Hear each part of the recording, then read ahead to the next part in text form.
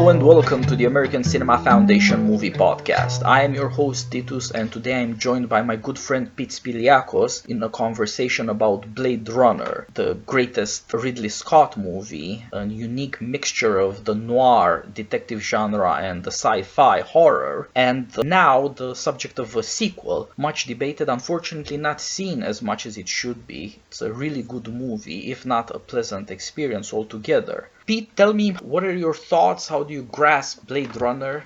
Well, my first thought on Blade Runner was if a friend of mine hadn't given me a Blade Runner DVD for Christmas, I probably never would have seen it. Blade Runner is a much less popular movie than you would think, given how much people know the word Blade Runner. I don't know about Europe, but in American culture, I don't remember Blade Runner ever having been on network television that everybody gets. I don't remember it having been on basic cable, which is the most widely available cable networks. Now, I'm not saying it never ran on those. I'm just saying it didn't run on it very much. So it's a movie that does not have nearly as much public awareness as many others. But what struck me watching the movie, especially watching it when I was older, was how much the movie is about the human soul. Well, that's okay. A lot of noir movies are about that. But how much the movie is about slavery. Not only do the characters mention this is what it feels like to be a slave, but it sets up the New World slave metaphor. In other words, whether it's the Spaniards enslaving Indians or whether it's white English colonists enslaving dark-skinned Africans, it's the same basic dynamic. You are having slaves from point A to point B to move into colonies. Now, whether these colonies are the Americas or whether these colonies are off-world colonies, it amounts to the same thing. So then it was struck me as ultimately being about the human soul. It's about what do beings owe each other who have souls. The central conflict seems to be the one between Las Casas and the Spanish authorities. Do these beings have souls? And if so, what do we owe these souls? And you have these powerful entities who are trying to produce rationalizations for why these beings don't have souls and why therefore they're ripe for exploitation. Yeah, that's very astute, Pete, and I think that's the most striking thing for an American audience in the movie. The New World, the land of opportunity, is the off-world colonies. That would mean that LA and by extension America is an old world now, and we'll get to that at a later point. The New World, where supposedly there's a real life to be had, is off-world. We don't see it. We just see some replicants, robots, human robots come back from there. It turns out to be hell precisely because of the question of slavery. As you pointed out, this comes into varieties. There's the famous debate you mentioned between Bartolomeo de las Casas and, on the other hand, Juan de Sepulveda and the Spanish authorities, the question of whether the Indians even have a soul. And this is much debated during the movie. Do these replicants have any kind of inside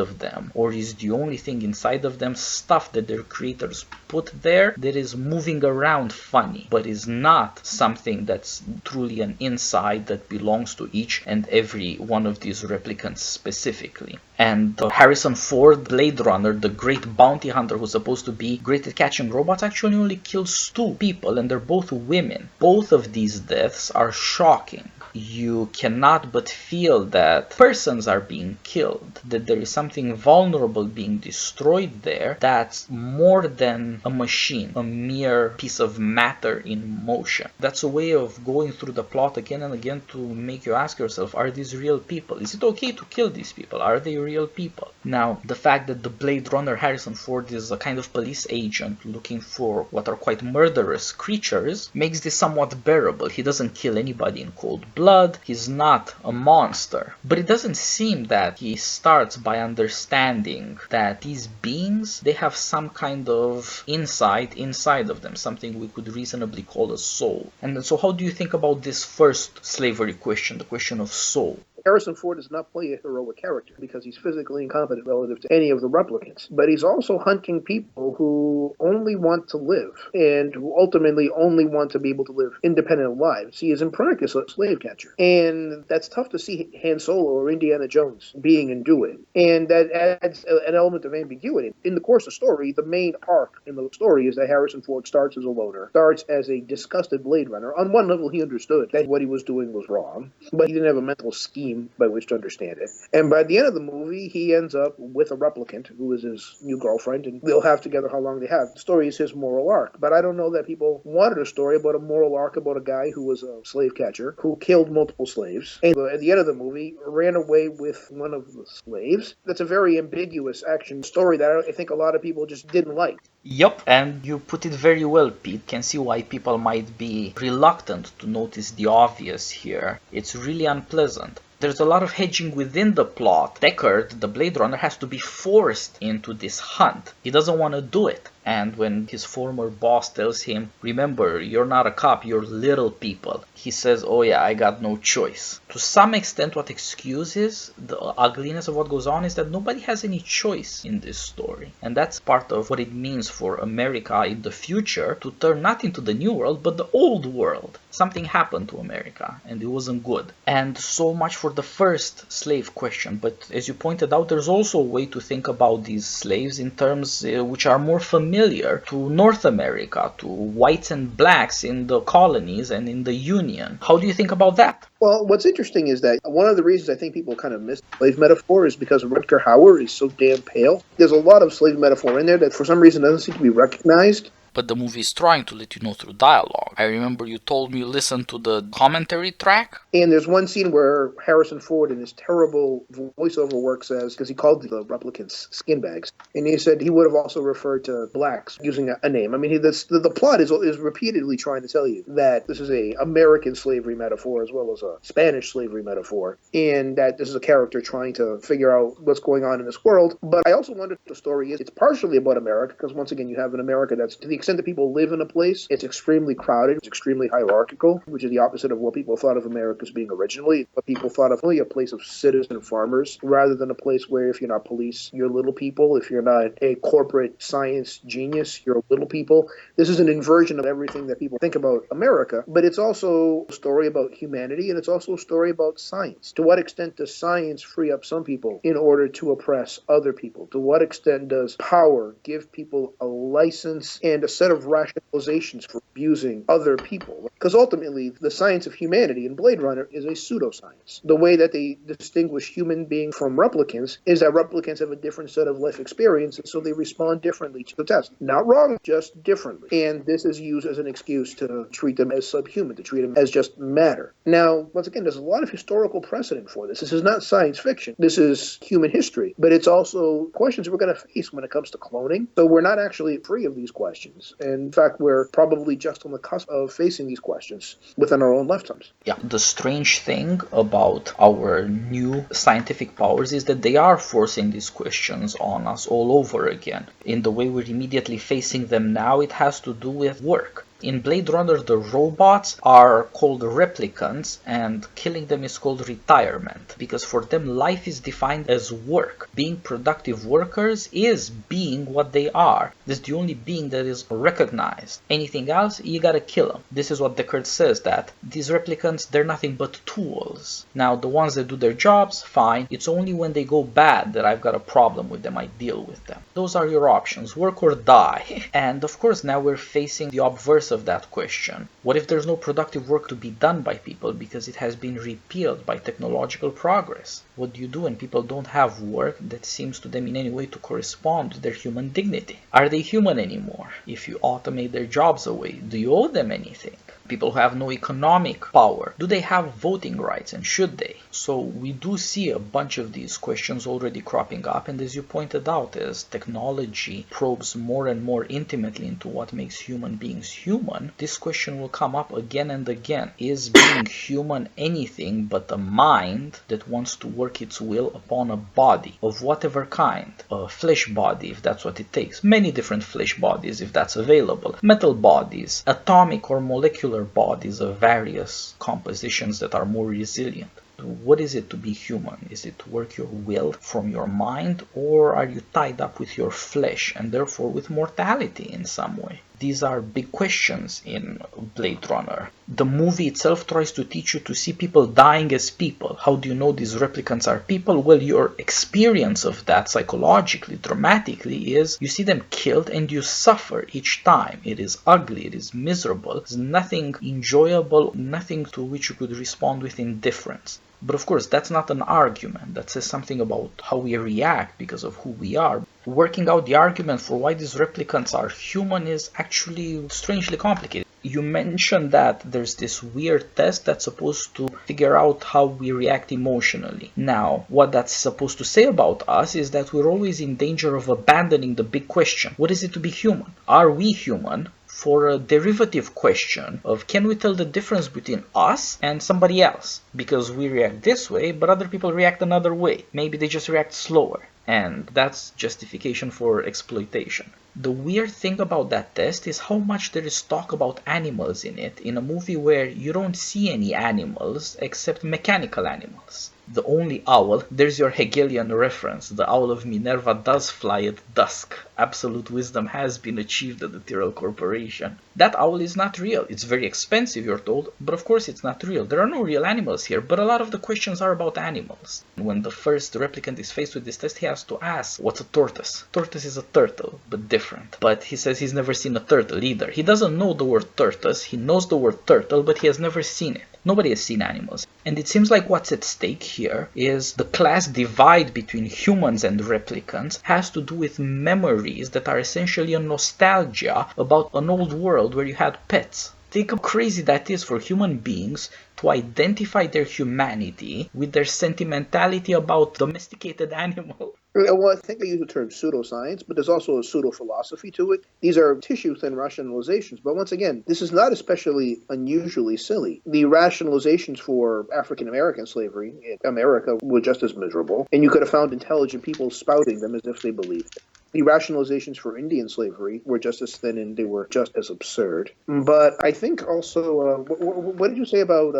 The only animals in the movie are artificial because they're supposed to supplant pets. Pets are domesticated animals for pleasure as opposed to use. Now, in this kind of future, apparently necessity, ugliness, misery has wiped out all animals except that the rich can still have artificial animals. But those artificial animals are supposed to correspond to artificial memories, to a nostalgia for a past where you had pets. It shows that before you end up with a Blade Runner future, you have to live through the present we are actually living through, where people replace children by pets, where people replace a lot of affection, a lot of natural love and sentiment about nature with pets. That's a good one, and I remember what I was going to say. We were going to talk about what makes somebody human, and I thought one of the movie's arguments is not just that we think that what makes us human, it's that our mortality makes us human. There's the recurring line through the course of the movie, time to die. Now, the first two times that we hear it is before an attempted murder and before an actual murder. The third time that we hear it is a being asserting that it's a being with a soul. He's not killing somebody, he's not a monster. He had lived, and now he is dying. He's just as real, just as ensouled as anybody else. And I think that was his ultimate argument for his own mortality. We are thinking beings, even though because of our experiences we don't necessarily think exactly like you, but we're mortal beings.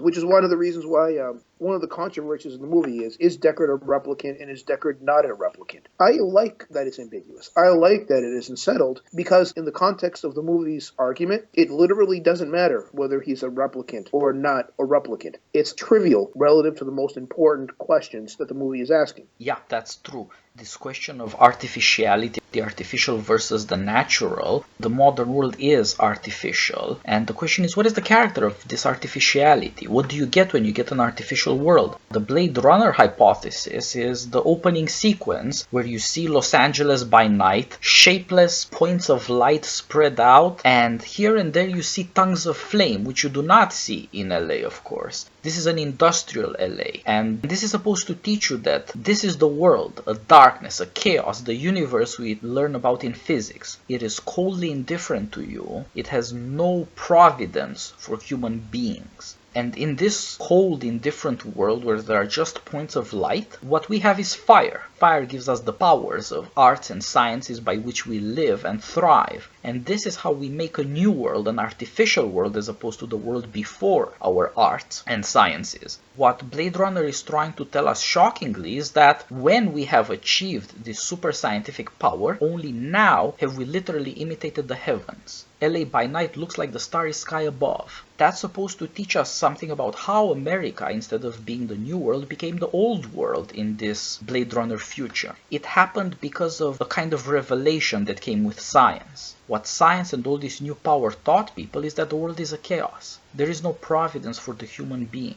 You have to do whatever it takes to make it. And so, after the points of light, after the fires, we see the twin pyramids of the Tyrell Corporation. In this world of necessity and harshness, there must be hierarchy. And the hierarchy is who wields the powers of fire. And this is a corporation, we learn, and that means not one united will and intelligence in a person. Old Man Tyrell is not, in fact, in control of everything. And a lot of the movie, of course, is about him learning how little he actually controls. But the corporation can go on without him. There is no sense in the story that once you've got rid of Old Man Tyrell, then it's over. No, the corporation goes on headless, just like the pyramids themselves are twins, not just one, and they lack a top. They're incomplete. They're forever being completed. And in these pyramids, you see the owl fly, which recalls the famous saying of Hegel that the owl of Minerva flies in the evening. Only when man has lived out his history and has come to the end, to the evening, to darkness, is he fully wise, has he achieved full scientific power and full scientific knowledge together. And that's what Old Man Tyrell stands for. He thinks that he can control everything. He thinks specifically that he can control these replicants. In his conversation with Roy Batty, he explains what is happening to the replicants, their 40-year lifespans, as a scientific inevitability. There's no use fighting against it. There's nothing you can do. You do not have any choice. The world is such that it constitutes you in such a way that you have no choice. This is strange for a man who's so proud of his creation. He's so proud of making something that would not have existed without him. And at the same time, he thinks that this being he has created can have no choices of its own. Roy Batty reacts, of course, by killing Tyrell, kissing and killing his maker. And you could say that partly that's our own scientific attitude. We are atheists who want to kill a god so that we can be free to have nobody to answer to. This is what Roy Batty seems to have learned from Tyrell. You have to kill your creator and then you'll be free in some way. He doesn't believe in his creator anymore either. It's a strange way of working out atheism, but that's how it works. Tyrell thinks he's some kind of god killer because he has replaced God with scientific control. Roy Batty is also, in that sense, a god killer. He has killed Old Man Tyrell, and then he actually goes almost insane. It's important that before that he hadn't confronted the possibility of insanity because he had thought there's probably a solution. All these robots are coming to Earth looking for a practical solution to a practical problem. Let's get more life out of life. Let's get more time out of time. But it turns out that this attitude where you say there's no choice for human beings, all there is the wisdom to know how scientifically the world works. That is what transforms the new world into an old world. It is the ultimate justification for the most horrifying hierarchies you can imagine. It's what it takes to say some will have to exploit others endlessly. Call that life exploitation and the end of it retirement. Old Man Tyrell is perfectly comfortable with this, but the way you see his workers, he has these kinds of small geniuses, artist scientists who design genetically eyes and all sorts of other things, who are creators in their own rank, and like Tyrell, they have a sense of wonder about the wonderful things they have created. They're not in control types. Those people are not on top of the pyramid.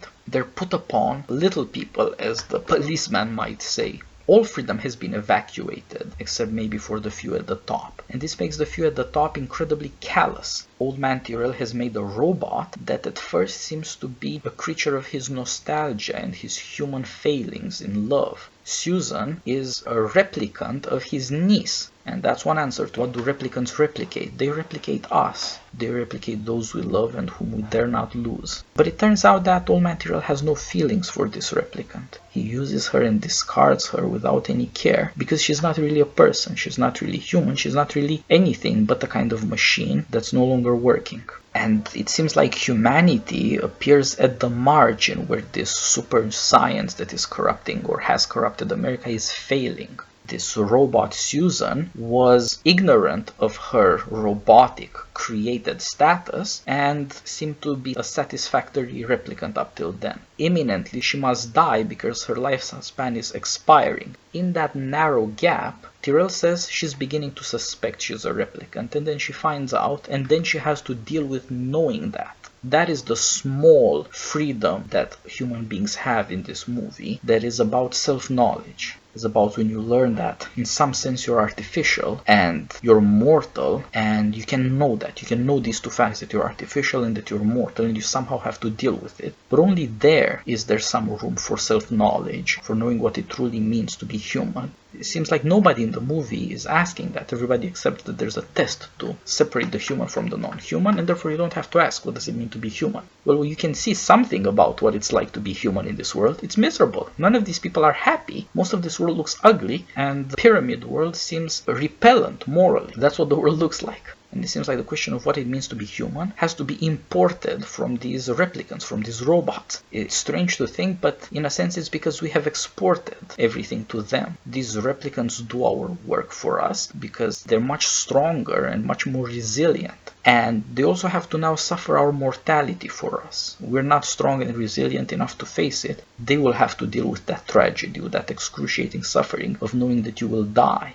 It's a strange thing to think, but these are not tools we have created in this mythical future. They are idols. They're supposed to suffer our fate for us and maybe deliver us from it, if at all possible. Well, the replicants are also symbolic of humanity in general, because have you ever seen a movie from the 1990s called Dark City? Yep. Great movie. It's a great movie, but I also think it's heavily influenced by Blade Runner. But it comes for a lot of the question from a different angle, because the replicants are created to serve as a working class. But one of the questions that Dark City is asking is, how much are any of us simply products of our environment? How much of our personality is simply a product of accident? And I think the replicants are bringing that same question from a different angle. And I think Blade Runner probably influenced Dark City in that way. These characters are able to assert that I am not my social circumstances. I am not my class. I'm not a product of science. I'm not a product of social hierarchy. I'm a human being. That means I'm destined to live. It means I'm destined to love. And it means I'm destined to die. And it means I'm destined to do this with other people, other ensouled beings, because that's who we are. And that's ultimately the journey of the whole movie, that the replicants are simply dramatizing the crisis that all the other characters in the movie are already facing. Yeah, and it seems like you do need a dramatic expression and this agony, because this is not a world where people can talk it out or discover it by investigation. This is a world where, as we see in the second sequence, language is now used for scientific exploitation. There's a kind of detective scientist and a kind of patient worker, and their dialogue is a cross-examination. It's an interrogation that is supposed to establish whether one of them is a human being. And of course, if he's a human being, certain things follow from that. But if he's not a human being, other things follow from that. Language is there to question whether you're even human. And in the beginning, this is used by the people who are sure that they're human beings to deny humanity to the other beings. In the end, language, for once, turns out to be about the self-understanding of a being whose humanity has been denied hitherto. Roy Batty's monologue is supposed to prove that he is human. He does have self-understanding, and the meaning of self-understanding in the end, Roy Batty says, is all these memories will disappear. They'll just be like tears in the rain. Now, this is an Indian proverb. The tears of strangers are mostly water. You don't have to care about them. So also with him, tears in the rain. What's the difference between the water of tears and the water of rain? It's human misery. It's the fact that it suggests, it implies human experience, which is irreplaceable and unrepeatable. It is the one thing that science cannot manufacture. It turns out that the Tyrell Corporation fails at that, at reliably producing this replicant experience. The replicants are more human than human, the Tyrell Corporation motto, just not in the sense that Tyrell wanted. Tyrell wanted human beings who do not have human experience and therefore no fear of mortality. He has created instead something else, something that ends up being dominated by the experience of mortality. But it has escaped his control. Tyrell thinks he's in control of everything. He is the chief maker in an army of makers who have a corporation to use to make artificial humans. We're all to some extent artificial. Well, these are just better than us. They're more human in being fully artificial. And he thinks he's in control of all that he has created scientifically something he can hold under control. But it turns out he can't hold it under control. And that's part of the suggestion that in the end these people have a little freedom. They have a little self-understanding. And that means that there's something in them that isn't under control, that is not literally predictable and reproducible. That is the character of human experience. That is the only difference between tears and rain. That is to say, the greatness and misery of being human. And there's also Roy Batty's experience is also replicated not only in Deckard. Deckard starts the story as being with no agency in particular. Deckard starts out dragooned into this investigation that he wants no part of. Because once again, it's hierarchical. You're police or you're little people. And it ends with him saving Susan. But it's not just Deckard. Deckard is not the only one making choices at the end. His partner, Edward James Olmos, I don't know what his character, what his name is. At the end of the day, he also made a choice,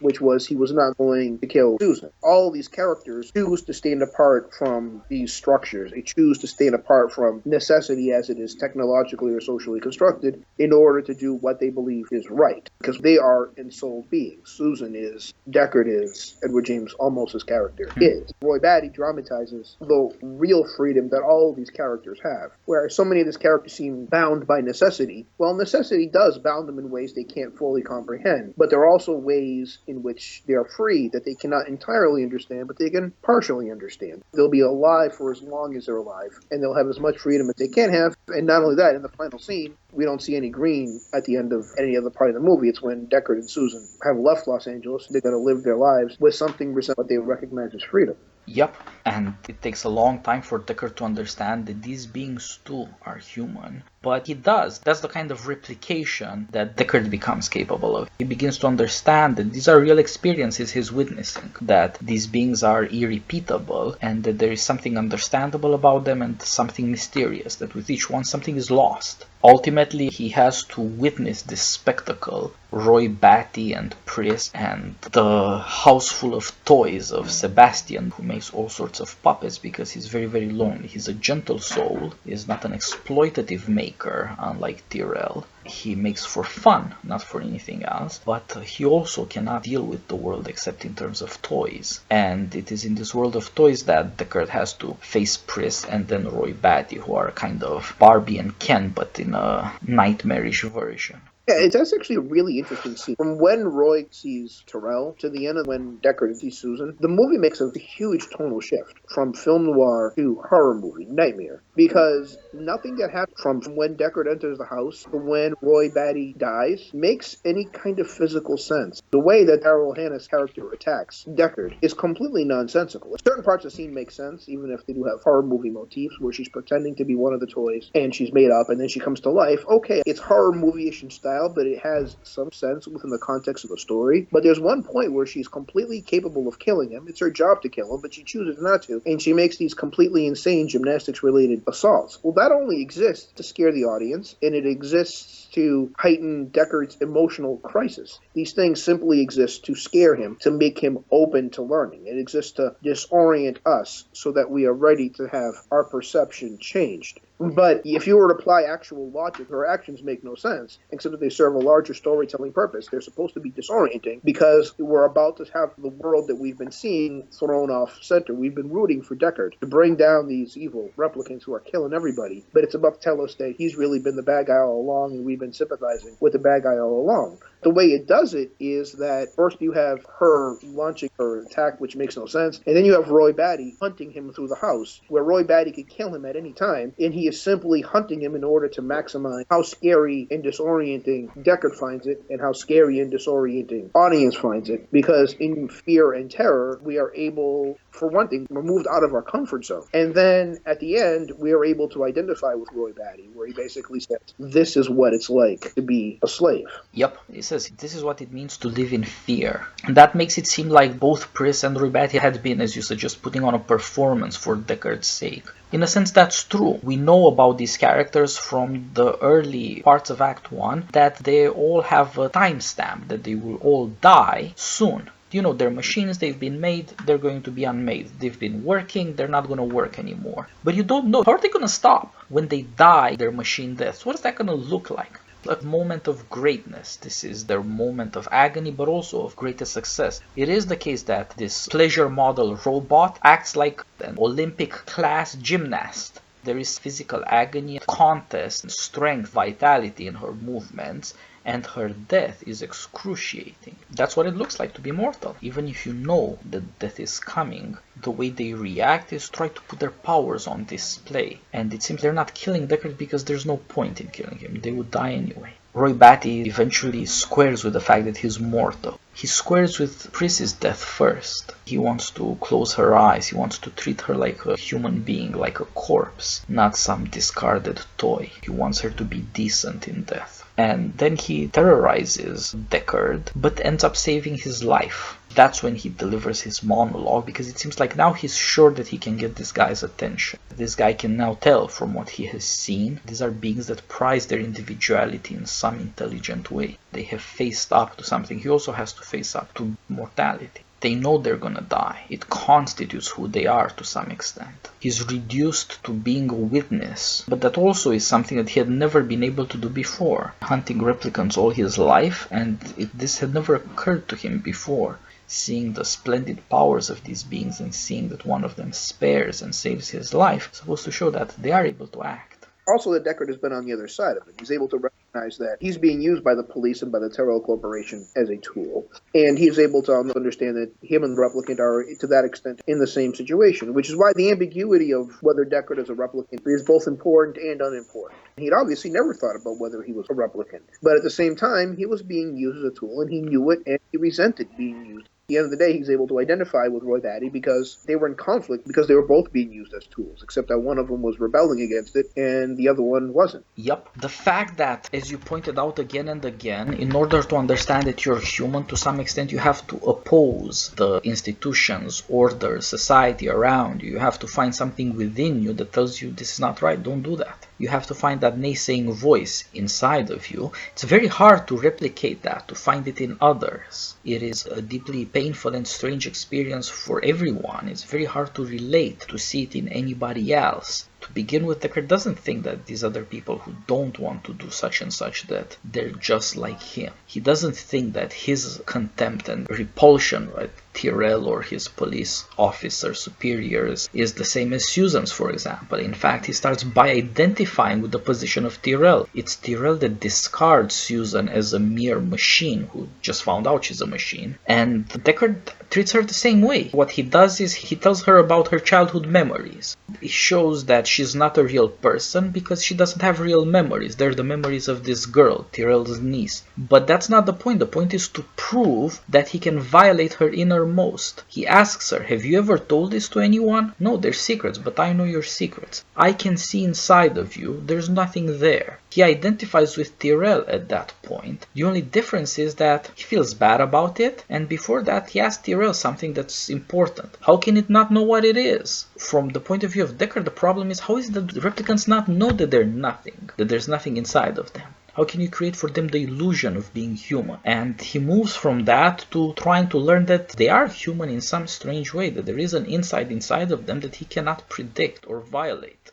That the man with more knowledge cannot control and predict, usurp the humanity of the other ones who have less knowledge. Well, he's also Descartes, which could be also Descartes. It's a pun that he recognizes that. That's good. And so you see all these old world problems about rational scientific control of life that threaten to corrupt any recognition of humanity that might be considered the American proposition. Well, it's also futuristic, but it's also historical. There's also the sense that whether it's the United States or whether it's Mexico or whether it's Brazil, these problems have been replicated within the American, broadly speaking, as in the Western Hemisphere experience from the very beginning, where you have humans treating other ensouled beings as products, as workers, rather than as fully ensouled human beings. And it's taken different forms in different societies. And it looked and worked differently in Haiti than it did in Mexico, than it did in Brazil, than it did in the United States. But all of these post-slavery societies face these questions. It's not simply a future-oriented scientific question. It's a human-oriented question because the style of the rationalization changes. The temptation really does not change. It's not superficially futuristic. I think it's a well-realized science fictional world. They read newspapers a little bit more than we do, but otherwise the world mostly makes sense in its own terms. But at the same time, the reason why it works as noir, this throwback style, is because noir is ultimately not about pavements, and it's not about buildings, and it's not even about 1930s Los Angeles. It's about the darkness of the human heart, and somebody, usually an outsider, confronting it and learning about it and either overcoming it or not overcoming it, but also learning something about the world and about humanity and of himself. And that's ultimately why it works as a noir story. Yeah, and Harrison Ford is much underrated Maybe people think of him too much as Han Solo or Indy Jones. This role shows you that he could have been the Bogart of the 80s. He is a good noir character. He is manly in the sense of take charge, getting stuff done, pretty fearless, and aloof. He hates his superiors and institutions that might corrupt his integrity. It seems like these qualities are required for somebody to stand up for himself, to stand against institutions that debase him, and to maybe understand that same thing in other people. If you stand for something, you might understand what other people stand for too. And there may be a common standpoint that understands human dignity from the experience of indignation, of not wanting to put up with people ruining your integrity. And also another theme of the noir character is the noir character is genuinely not omniscient or omnipotent. And they're not just at a human scale, they're also kind of scuffed up, which is they're vulnerable, which I think is kind of the problem that some people have with the movie. One of the reasons they are uncomfortable is that Indy and Han Solo looks much more confused and much more physically and emotionally weak and much more morally compromised than what they're used to. To some extent, he's a perfectly normal noir character. Sam Spade is morally compromised. He's just a little less morally compromised than all the other people around him. Philip Marlowe has got great integrity, but he's constantly getting beaten up by everybody he runs across. So he fits pretty snugly within the tradition of the great noir detectives in that way, but I don't think people really wanted to see Harrison Ford in those terms. But also, once again, the movie exercises a reversal that we don't usually see in those noir movies, where at the end of the movie, it's not unusual to have a noir protagonist figure out that he's working for the bad guys. That does happen. But usually he doesn't kill victims the way that Deckard does in the course of the movie. Deckard is more morally compromised because over the course of the movie, we see him killing people that by the end of the movie we wish had been killed. And that lends him a level of ambiguity, and it makes a story emotionally unsatisfying as an adventure story in ways that people, I'm not sure, expect. Because when they hear Blade Runner, I think what a lot of people thought is something along the lines, oh man, it's going to be Harrison Ford, and he's a Han Solo, and he was Indiana Jones, and that's going to be Blade Runner. I don't know what that is, but it really sounds cool. And it really isn't cool. You have a character with a glorified slave catcher and a glorified slave killer, and it comes to that by the end of the movie, and it's like, wait a minute, this is not what I signed up for. Yep, maybe it's why it's so hard to sell the noir, but of course it's very important morally. A couple of weeks back I recorded a podcast with James Poulos about Twin Peaks because we both love David Lynch as a moralist, and he has a detective hero that also turns out to be way more morally compromised than it seems in Twin Peaks. And that's also about what learning that somebody else is innocent might mean. Deckard is such a weirdo, he really does try to ruin, without even caring, Susan's innocence because he doesn't think she's a human being. Even as a replicant, she's a replicant of somebody's niece. How vulnerable and childish does that sound? Who would treat that with this kind of contempt? It is deeply disturbing to see how vulnerable innocence is. Maybe it does take one of these guys who's been beaten up by life, but who hasn't given up on his integrity, to try to stand up for that. And he's fairly well redeemed by movie end. He seems not crippled by his past, and he can deal with it, and he can deal with humanity in a way he hadn't been able in the beginning.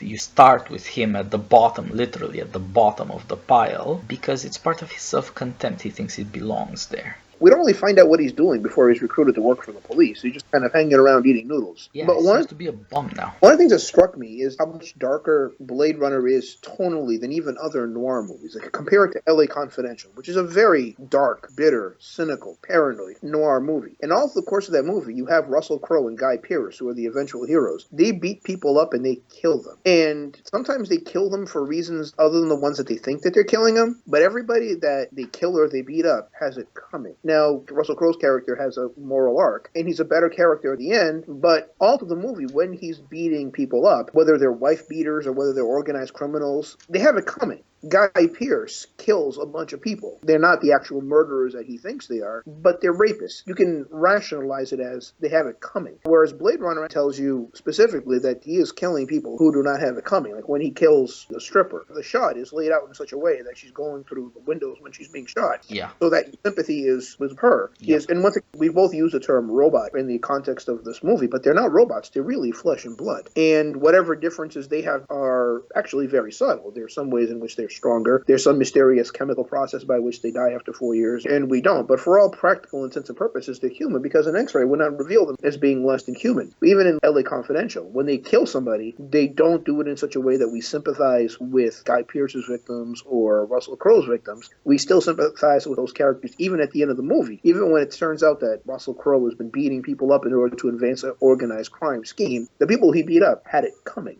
That's all true. I'd say that there is something very unbalanced in the storytelling here. Now, the plot is introduced such that the police officer tells you these people have murdered dozens of people. You see Leon, to begin with, murder somebody. They're not innocents. These people are murderers, all of them. But it is true that aside from those elements of plot, mostly the scenes work on your emotions to side with the victims. You fully experience, in as much as movie can do that, the agony of their mortality. You're right about this. The push in Blade Runner, unlike Noir, is so far towards mortality, not leaving it at a matter of justice and integrity, but thinking about integrity in terms of your mortality, your existential situation, facing death, that it makes everything much darker, and that's really the only sci-fi element introduced. It is possible that the new world will end up living the fantasies of the old world, and that science takes over life and takes away our humanity in the name of power. There's something strange that you can also think about in terms of the musical score. The first time you see a car fly, the Vangelis score is about Wonderman. Also the cinematography and the design, when they show you pyramids, when they show you all sorts of strange modernistic interiors, there's something wondrous about it. It's fascinating, but all of it tends in this direction. What if scientific power means it's going to take our humanity away, and that we will cling to the last illusions of it just for the sake of exploiting somebody else? Also in the story, what's beautiful isn't visibly human, and what's visibly human isn't beautiful. Scenes are either crowded and dirty, or they're beautiful and they're austere and they're simply artificial. Yep. And one of the themes of the sequel, which we'll talk about next time, is can our humanity exist in the context of technological change? To what extent are we going to be able to be personal beings, as opposed to simply atoms that are shuffled around, whether by physics or by other powerful forces? Or whether we're entirely on the way of repealing our humanity, whether we're replicants or whether we're not replicants.